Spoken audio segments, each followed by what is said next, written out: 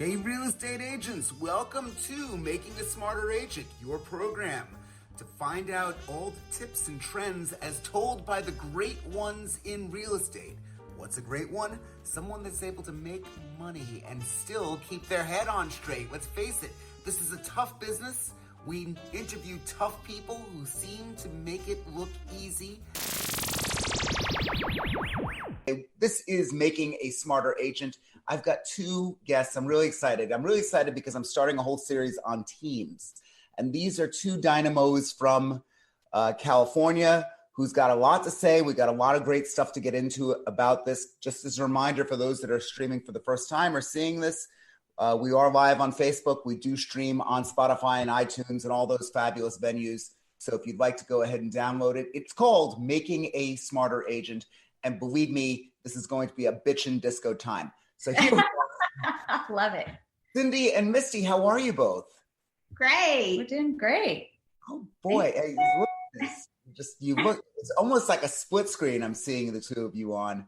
It's sensational stuff. Tell me, again, going with what I had said, that this is a podcast for agents, by agents. Talk to me briefly about how you got into the business and how long you've been in it, and then how the Cindy and Misty team got together.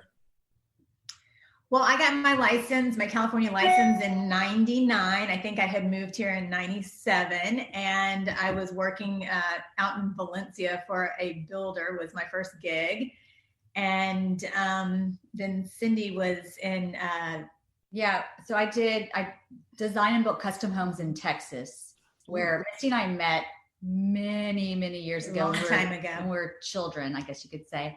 But we met in San Antonio where I was working. She moved to Las Vegas, did her career there, moved to LA, did her career here. I moved to LA. I got out of the building business and got into the entertainment industry for a short time.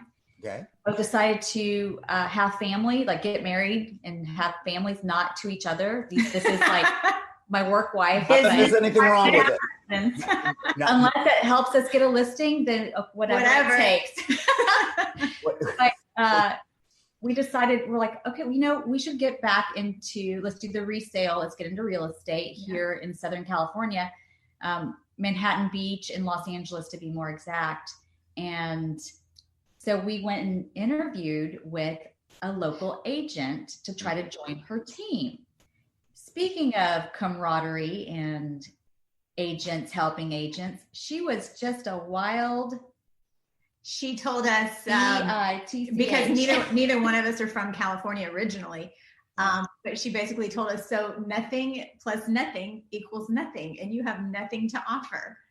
And obviously we decided not to be on her team, but it was a good thing because it fueled us. We decided in that moment that we were kind of going to go do it ourselves and figure it out and not join someone else's team. So the insult ended up working in our favor, and we did a deal with her not too long ago. And that's how we got started. And you did it. Did it feel good? Was that really the coolest thing? So good. I've been waiting on that a long time. Oh boy. What was that? Spite is a dish served cold, or what was this? My grandmother used to say something like that. Revenge is a dish better served cold. Yeah. But with that, we don't want to be that agent. Yeah. There's bitterness that we noticed in the industry when we started many years ago. And I'm like, I don't want to be bitter like that.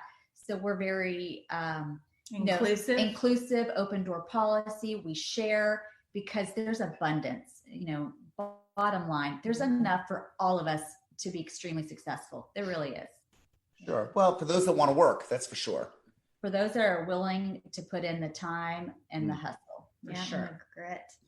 It's funny, you mentioned this, that, something happens with an agent and you feel like, you were at a real crossroads in life, right? You could decide to just say, fuck it, I'm out of here. Absolutely. We could say fuck it here, by the way. This is okay. Good. Potty mouth. But you could just say that this is not going to be for me, or you could double down and show that SOB that you've got what it takes, right? I mean, it sounds like you had that resolve. In fact, in a way, you might be able to credit her a little bit with the success. Absolutely. We have a few people we can credit along the way, but she's definitely one of the first ones for sure. When working with the team, you both seem like you're similar personalities. You seem like you have a good time together. Does it get to be too much? I mean, you're working together and then playing together. Does it work that way, or am I misreading it? We are so I'm sure it's really lucky. I'm sure we're really annoying to other people because we are best friends and we do work together, but for some reason it doesn't get old. Mm-hmm. But when I'm having a bad day, I have somebody that picks me up and is like, hey, buck up, like get out of the mood or whatever, like we got to keep going and vice versa. And so it's just hugely beneficial. And I think about agents a lot that I know could be very, very successful. But I think that we talk about how difficult it must be for some of them that are alone all the time. And of course, now more than ever, but that are alone all the time and they don't have what we have. Like we can be in a car venting about different work issues and how we're going to handle them and come up with, we come up with a lot of great ideas while we're driving in the car together. Also, it helps because it can be very negative. Like, I think in general, humans are negative. Mm-hmm. And that's something we were like, okay, we don't want to be that. We can slap it out of each other. I mean, we still are. Like, we are dirty dogs in that car after certain meetings. But I'm like, okay, that's enough. Yeah. Life is good. Let's move forward. Push. Yeah. Sure. I guess the reason I ask and the reason I'm fascinated by particularly 2-person teams is that most of the people that I've had here, and I've had many, have said that their problem with teaming and their problem with partnerships is there seems to be no parity in the relationship. In other words, one of you brings in a $5 million deal and the other one doesn't bring anything, or vice versa. Now, hopefully, if you're both working at the same level, it's going to even out at some point. In other words, if 2 people working together, 1 + 1 should equal 3. There should be abundance for all in that instance. Has there ever been that thought that, wow, you were worried that one person would be pulling more weight than the other? If you're thinking that way, it's not going to work. It doesn't. If you're that personality type and you're already kind of tit for tat kind of thing, I don't believe that a team is going to be good for you because you're always going to be trying to measure that other person. I believe that the thing that has worked in our favor is that we just know, at 8:00 in the morning, it starts and, we're going down the list, what needs to be done and this and that. And I trust, and I think she trusts as well, that we both know that we are pushing as hard as we can push, generally speaking. And so there's that trust that, that the other one is not, kicking back and not doing the work. And we're in constant contact too. Like even if we're not working out of the same office that day, we have our assistant, we're on Slack and a group text and all this. And so you can see the swirling activity going on. But we don't measure who does what. We're a 50-50 team. That's meaning like everything is down the middle. So no question. It took that stress out of our relationship. But we both work really hard and we have an amazing chemistry. We're very lucky that way. We have, and also the same drive. If you don't have the same drive, good luck. We both are like, when we first started, we're like, what the heck are we going to do? How are we going to do this? How are we going to get a lead? We don't know anybody. So we did some Zillow leads. Oh my gosh. We no longer do that. We didn't do it for very long, but they were helpful to get our feet wet. And let me tell you, start some activity as well. I had a baby and we would still take calls 8:00 at night, 9:00 at night, 2 a.m. We answered our phone within 5 seconds because it matters. It does matter. And since we both have that same drive, it was very helpful. And we thought we were very different until we took the disc profile. And I'm like, oh my God, we are very similar. This is a problem. You're high eyes. We're high eyes, ID, like. Okay. So hold on. Here's the thing. I was told, because I'm a very high eye. Yeah. I'm all eye. I am a big eye. And I've been told that when 2 eyes work together, it becomes a bit of a party. Do you feel as though you sometimes get distracted in that? Be honest. Okay, you're among friends here. What do you think about that? Yeah, absolutely. And I think that's first of all, when we found out that we were so similar, it was scary because then we started realizing the assistants that we were hiring that weren't working out, who we really, really liked, were high I's. And so we realized like we had to make a change, and we leaned on that disc profile to find somebody that was not a high I. So our assistant now, she's wonderful. We love her. And she doesn't like to chit chat that much with us. And in the beginning, we thought, oh my God, is something wrong with her? Is she mad at us? Is she mad? It was never that. She's just not like us. She doesn't really enjoy chatting. She just kind of wants to put her head down and do the work. And we realize that's exactly what we need. Is it helps keep us in check of what we need to do, and to like, Good. So look, match made in heaven. We love this. Let me throw out certain things that people typically do, and you could say either yes or no, and then we could get into each one. Cold calling, yes or no? No. Okay, good. Zillow used to be, but not now. For a hot minute. No, we don't do it anymore. Can I ask what you were spending on Zillow, or is that a big, bad question? I don't remember. I want to say it was like a couple grand a month. And let me say this. We did the business. We just weren't really making any. Like you break even. You kind of break even after it's all said and done. However, those people that we have are coming back around, and now they're doing their second sale and or giving us referrals. It just took a long time to get anything out of that. It's taken 5 years. But it's only beneficial if you answer your phone, rain or shine. You have to answer 5 seconds. A minute is too long. I was spending several $1,000s a month on Zillow. It more than broke even. I made money. It's not I just don't want to live my life this way. That's what I would say. Right. I just don't. And what's interesting, quick story about Zillow, just as kind of a side note, here's my ADHD.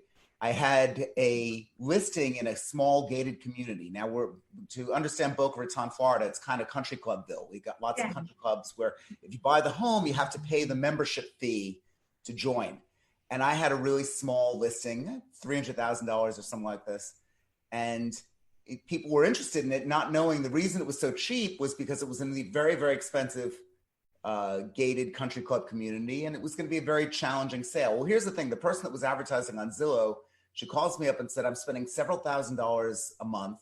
People keep calling me about your listing. And do you mind changing the description on your listing so people don't call me that much? I'm like, hold on. Whoa.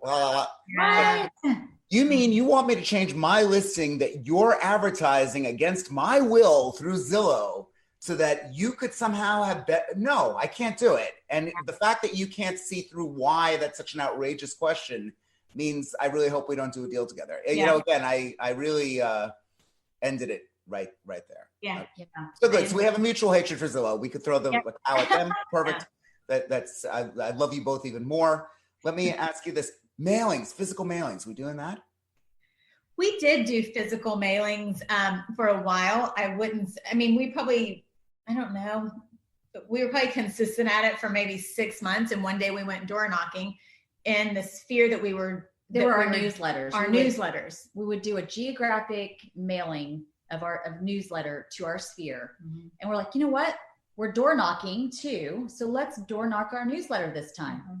It was horrible for us. We noticed 3 or 4 other newsletters, very similar to ours, same information, a stupid recipe, which is not for us. Got it. So we quit. We decided in that moment that we're going to put those efforts into social media and into local groups, around nerd groups. And we joined everything around town that we could. We're high eyes, and we found our time and money better spent on face-to-face interactions. Yeah. Different clubs and charities and stuff like that is what we really leaned into. Okay. Are you CRM people? Do you keep everything organized in a computer system? Lion Desk. Yeah. Lion Desk. Okay. Good. So they still get a weekly newsletter, and it's not a mailer. We're considering doing a mailer again, but it was only to our sphere, not. It's just because the world's changed a little bit, so we're going to maybe shift a little bit, but just to our. We don't geographic farm as much anymore. We do our sphere farm because a lot of our clientele are athletes, lawyers, just professionals. Professionals. And between both of us, we have lived all over Los Angeles, one of us at one time or the other. So our sphere, I guess, is kind of all around. It's not just necessarily here in South Bay. Okay.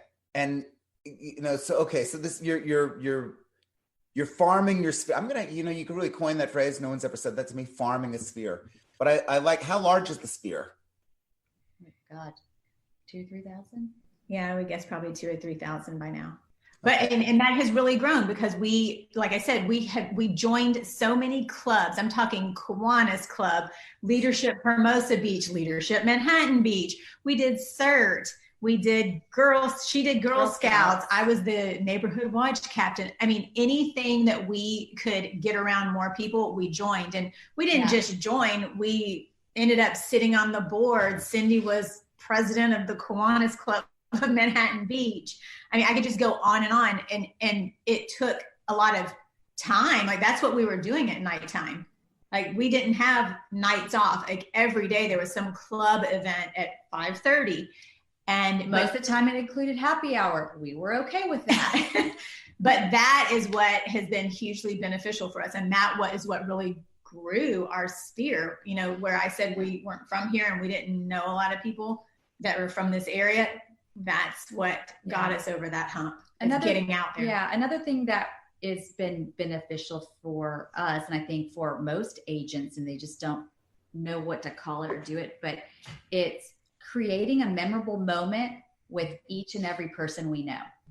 For instance, we brought one of our high profile developers on $1 Million Listing with us. He was pumped, and he'll never forget it. And now we're like bonded.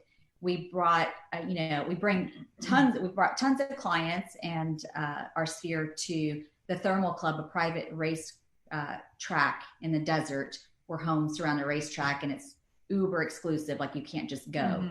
Mm-hmm. So creating those memorable moments, and it could be anything. It could be our birthday party where we wear those large T-shirts with little bikini bodies on them. Our birthday party? Do you have the same birthday, or like 3 weeks apart? We're really close. So we have like our birthday bash. I know, it's so annoying.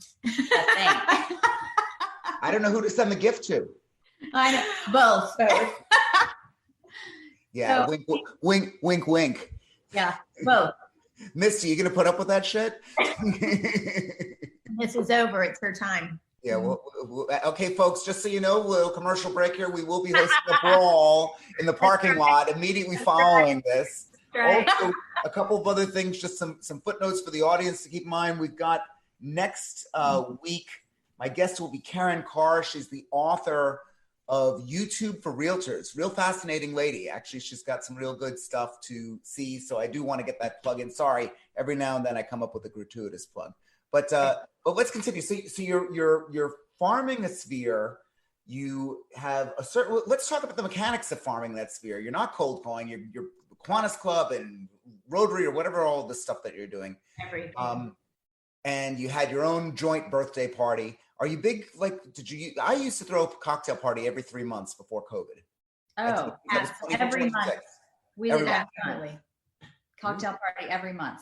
For something, or just any excuse to be around people, and not only that, but for you to be the one that's hosting something, and you to be the one that's kind of in charge of it. And it just doesn't have to be expensive. Mm-hmm. Back in the day, we would do it in our office because we have a beautiful office by the beach. Come over. We invite 10 to 20 people. We'll have, we bring someone who can play guitar, some charcuterie and wine. Done. They love it. And they've been in the Douglas Elliman office now. They've been in your office. So every time they drive past there, they're thinking about like, oh my God, I went to a great party there. Yeah, well, they damn well know what you do, right? That's right. I mean, that's good stuff. Okay, so you've had these events. Now COVID has slowed both of us down. We're not able to do all of that. Tell me about $1 Million Listing. When were you on, and have you been on more than once? How many times have you been on? A couple of times, like several times. Once with our developer, and then once unbeknownst to us when we were going up to see Tracy Tudor's listing up in Malibu. Yeah.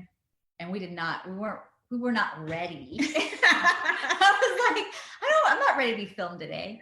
But so that time, and then we currently have a co-listing with Tracy Tudor in Manhattan Beach on the Strand. And we asked her to co-list with us because of her reach. It's quite nice. Yeah. And she's such a hustler and a hard worker. So it's been great. Did you notice that wide national exposure? Did it get leads? Did it just reinforce your brand? Like, what was the value to mass media? I've always wanted to ask that question. Well, we've really pumped up our social media in the last, 2 years, probably. Cindy's been working on it really hard. That's her department for sure. She loves it. It's a love-hate. Definitely. It's artistic, kind of like you really have to think about what you're putting out there. But from that perspective, I guess like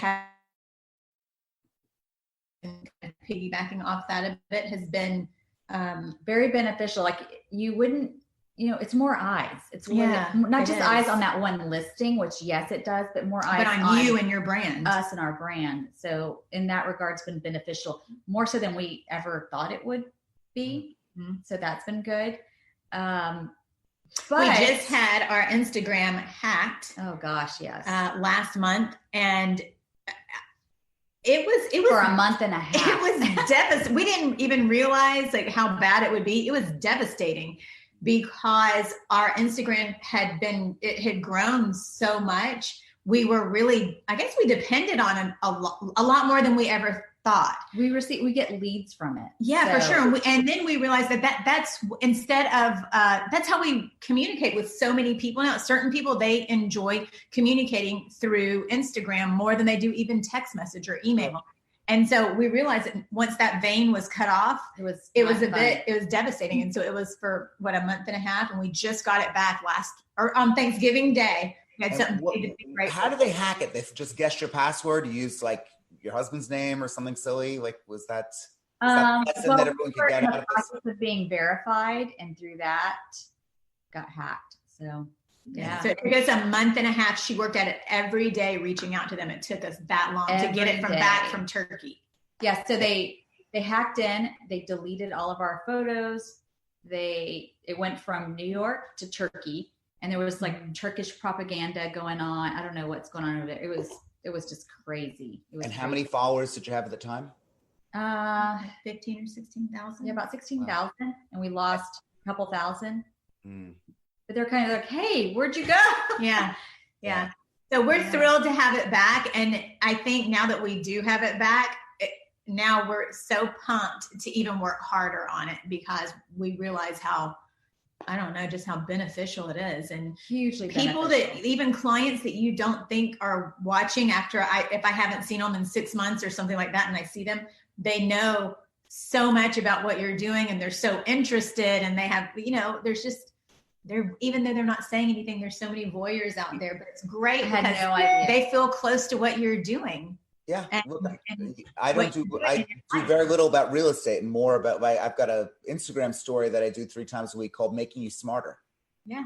And today is 40 years ago today that John Lennon was assassinated by Mark David Chapman. So to me, that's a great little piece. People find it engaging, and wow. So good to know you two. Wow. That's really exciting stuff.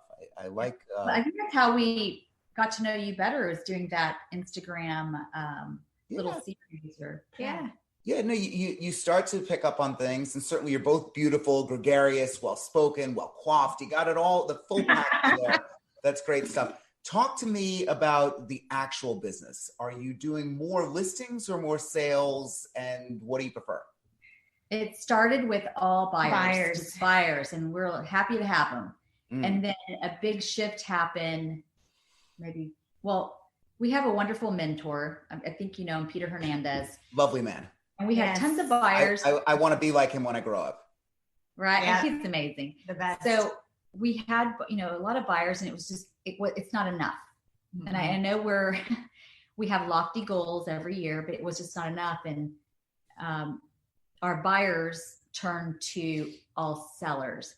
And I think for the past recently that's all we've been doing. We do all of it, but we had more listings than anything. I think when you have a listing, you own the market, but it sure is nice to have the buyer too, because here in Los Angeles, you can actually double pop a deal. I mean, you can get both ends of a deal. Sure. We can in Florida too. Yeah. Oh, good. So that's I could identify with that. Okay. So now it's mostly sellers. Mm-hmm. And can I ask how many listings you've got right now? I don't want to know what you make, but I'm just curious to see what's. So we just closed 3 last week. We've got another. Closed? You mean you got 3 new listings, or you closed 3 deals? We closed 3 deals. Yeah, since Thanksgiving, and then we've got another 2 on the books and another 2 coming up next week. 2 new listings. New listings. Good for you. Wow. So, but it's hills and valleys, this business. Yeah. It's not like, Yeah, but admit it. You wake up in the morning and look in the mirror and go, fucking hey, look at you. Yeah. Right? I mean, aren't you excited? No, there's nothing better than actually having some type of professional success. I think I tell that to my daughters all the time, that it's so important to try. You don't need to be the richest person in the room, but to have something that you're really proud of. I think and clearly both of you work so well together, and you're doing all this. What do you with regard to the marketing dollars that get spent? You've already said you have your birthday party and you do a certain limited number of things. How much are you spending on all of that, as far as, what kind of budget? If you don't want to answer that, because again, it's getting personal, recommend to an agent. It's not even that it's personal, but I have to sit there and edit. We're eyes. I know. I have to gotta look it up. I have to call my assistant and ask her. But I mean, we at one time poured up to $15,000 a month into our events. Wow. Like a bar mitzvah a month. Not quite, but what? But on average, I would say I think a good average is at $5,000 a month. Yeah. On marketing dollars. That's good. And obviously it's working for you. It is. And it's helping us and it's build relationships in the meantime, which is so important. Is there anything that you're doing in your marketing that you think you're doing exceptionally well that perhaps somebody in another market can borrow or can learn from? Is there anything that you weren't expecting that question, but I want to throw it out anyway? No, I think the number one thing is all of our clients end up being our friends. I would say 98%. There's a couple of those little stragglers that we're just like, we're good.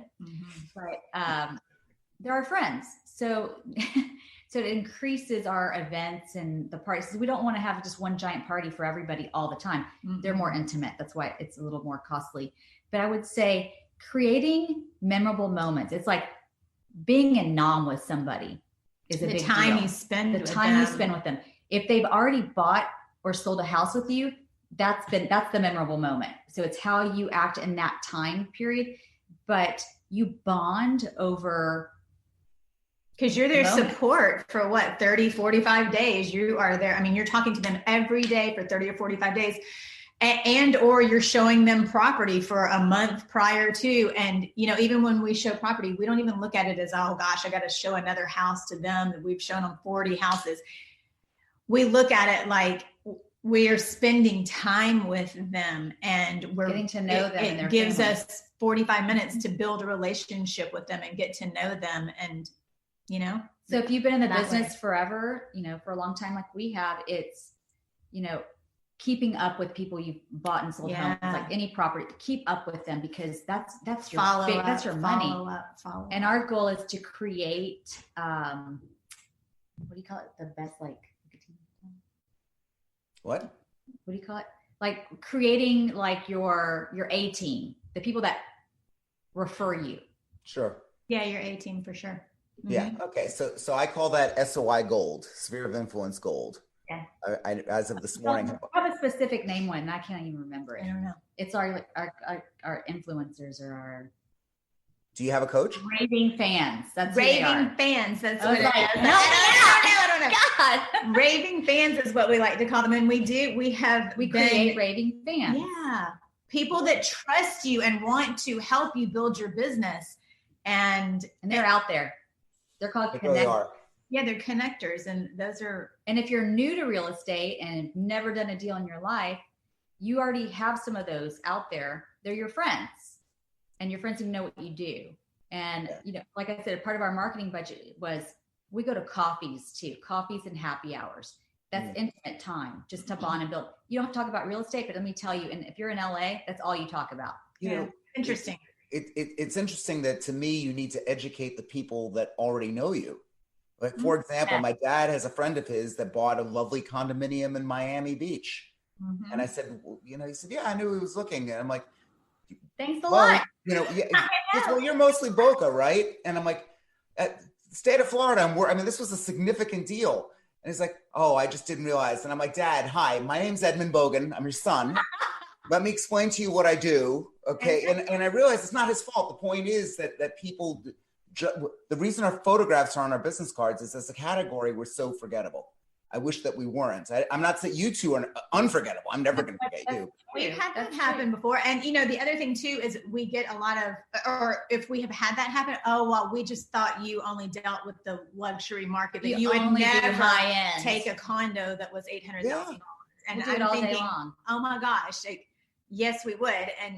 And so, yeah, you do. You have to constantly, and that's what I'm saying too, like be in touch with your sphere and market them, market your sphere, not just a geographical farm. And we get junior agents that like to join our team often, and we're open, right? So we allow them, but they have to, and we call it a mentorship program.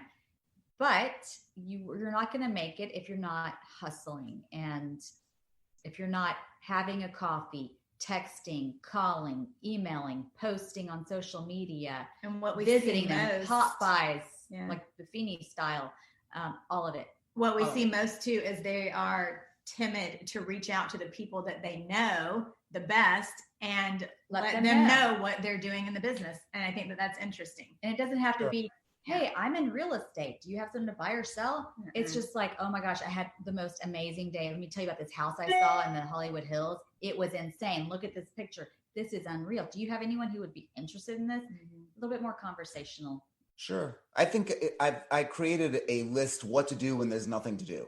Yes. I share that with people that I work with. So it's a good list because, for example, if you sold a house, I keep on a calendar the anniversary of every sale. So now you could call somebody and say, happy anniversary. Well, what are you talking about, Ed? Oh, well, 3 years ago, we bought 1234 Main Street. And oh, wow. Yeah, that's great. Or taxes are due, property taxes. Exactly. It's not as fun as hanging out, and drinking blinis with you fine ladies, but still it gets the job done. It's a touch. And they like it. And their birthdays, if we can find it, their dog's birthday, if we can find whatever. It's just any touch is nice. So I want to throw a technical hack out at you. You can now touch back.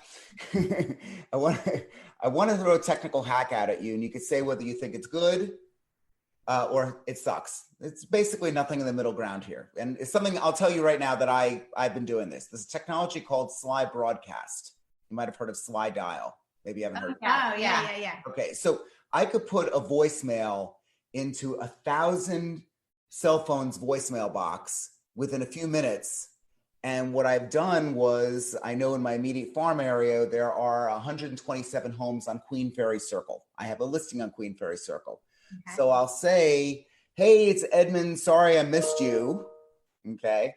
I've got a listing, 6932 Queen Ferry Circle. I know you live right near it. Usually a lot of buyers come from the neighbors. If you happen to know anyone, give me a buzz. Either way, I did want to catch up with you. I hope all's well. Yeah. Sucks or good? Love it. Yeah. I would even go farther and we like to send video, which feels incredibly cheesy and embarrassing, but we don't make ourselves do it anyway. Yeah. We'll do, but we love sending video. Love it. Mm-hmm. It's like, like Bomb Bomb? I haven't heard from you in a while. How more personal, like text message if we can. Yeah, well, Bomb Bomb. You can text it with right. Yeah, okay. We use Bomb Bomb, now we use Lion Death. Mm-hmm. Okay. So but yeah, whatever. Hey JoJo, like we have this listing. We just wanted to say hello. We don't know them. Whatever. We don't know them. But we have honestly gotten like business that way. And I asked that client later on, like, what made you choose us? And they basically told us because we had the balls to send them a video that they wanted someone like that working for them because we had the balls to do it. And I thought, well, it was inspiring. It made me want to do more. Yeah, Good. Okay, good. I've been wanting to roll that out there, but just take a look at it if you have time. It's called Slide Broadcast, costs next to nothing. And if you have an immediate area or you want to... But how do you get the numbers? Title, probably. Get the numbers. And well, I mean, I've been building my database for a long time. You can buy them as well. But so database, love it. Okay. So that's exactly right. We do it. Last question. How important are agents out of state or out of your immediate territory? Does that make up any bit of business for you? Huge. So we've lived all over the US. We do luxury brands. We have high net wealth individuals, and they live all over the country and the world. So a big chunk of our business is in referring agents. So other agents are vitally important to us. This year alone, we've had Kona, New Orleans, we've Aspen, Florida. I mean, that's just Louisiana. Yeah. Manhattan, New York. Yeah. That's been a huge business for us, and we love sending out referrals. And we're lucky that we live in an area too where we get referrals like that, so we can send out. So before COVID, we also would travel to different places. Like we saw you in Aspen. In Aspen, it was a good time. So just to build more agent relationships is hugely critical, because some of the clients that we send are delicate creatures and they need a certain amount of hand holding, and others are it's a personality. You want to be able to know that you're matching and people. we're about to embark on a new project where we'll have a lot more people to refer, and we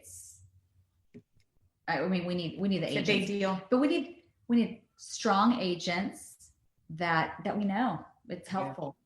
Yeah. Yep. And that if you matches. don't know them, I mean, we referred someone a deal where in Louisiana was that? Like Shreveport or some little place in Louisiana. I know Shreveport, but it was a place that I didn't know, but I knew close to it. So it was okay. So the referral was it was an attorney, right? And since it went so well, the attorney is local in Los Angeles, ended up sending us so much more business because we stayed in contact with that agent too, and just Arizona. to make sure everything was going well, and it was just great. You just never know, so you just have to. And also, a lot of our clients are selling and they're moving out of California, believe it or not. Yeah. That's okay. It's a lot of business from us. There's still people buying. Yeah, sure. But they're going, they're getting their business out of California. And we have a lot of people going to Texas, Arizona, where else? Colorado. Yeah. So we need those referrals. Like that's a good agents that we can trust. And if we don't know them and they don't do a good job, we haven't had that yet. Well, it's important. As you point out, the lawyer liked what your agent, if you will, this person in Shreveport or wherever in Louisiana he was. Yeah. It really is vital. It is absolutely your business. It absolutely is important. And I think that's great stuff. Well, listen, I mean, this has been a blast. We've been chatting here for well over 40 minutes. I don't want to take up more of your time. I'd love to have both of you back if you'll ever come back. Yes, love it. Yeah. It didn't hurt too much here. And I want to thank everyone else for watching Making a Smarter Agent. Again, next week, we've got Karen Carr, the author of YouTube for Realtors. She's a real interesting lady. It's actually gaining real traction as one of the more popular books on Amazon Business or the Amazon Business section. Cindy and Misty and Cindy, I don't know which one to go first, but it's so good to see you both. And thank you so much. I saw that. And we'll catch up later on. Thank you all so much for tuning in. Take care. Soon. Bye-bye. Bye.